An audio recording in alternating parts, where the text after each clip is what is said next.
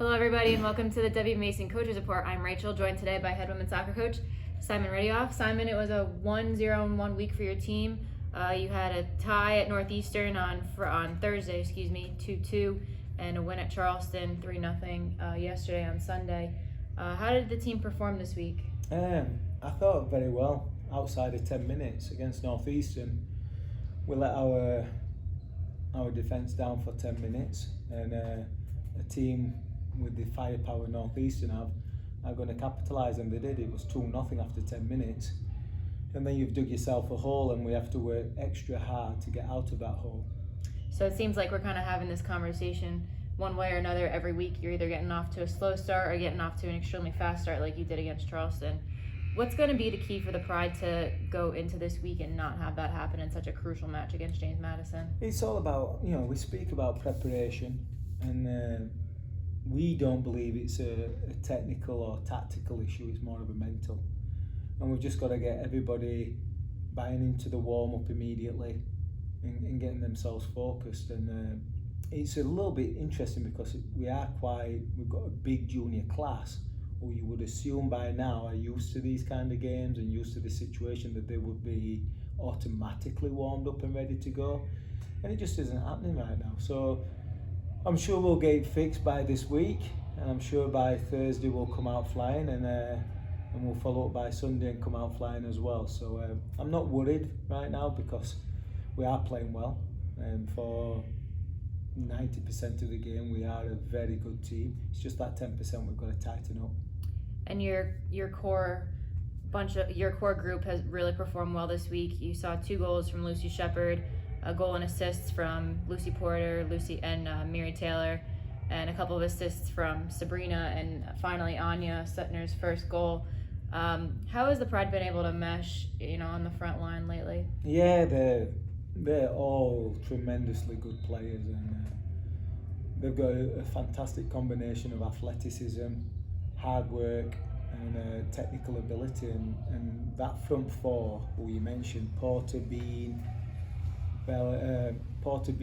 Miri, and Shepherd, have so many weapons. They're very difficult to deal with, and you couple that with some tweaks we've done to our offensive scheme via Jerry, our assistant coach. He's kind of led the way with the offensive stuff, and we're moving in sync, and we're extremely dangerous at the moment.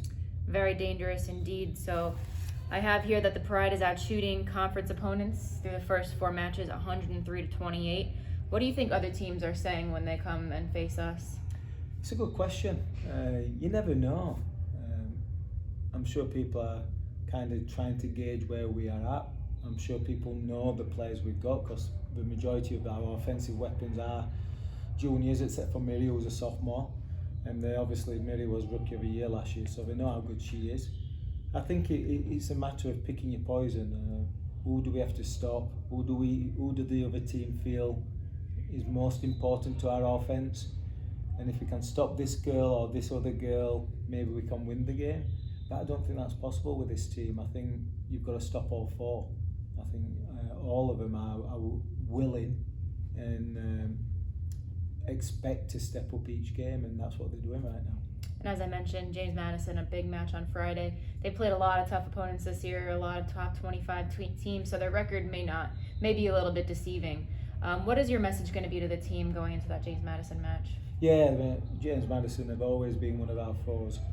They're traditional power in the CAA, and Josh has got them playing extremely well, and like you mentioned, their strength of schedule is frankly crazy in my eyes, but in the hope that it prepares them for conference foes like us.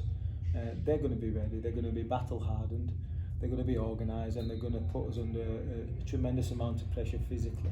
If we can match that, then I'm hoping our technicians can take over the game.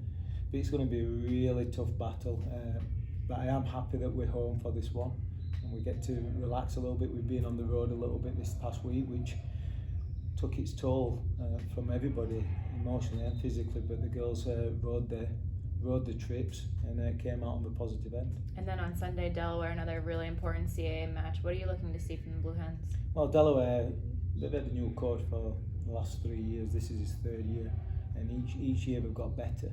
and they're becoming more significant in the conference matchups.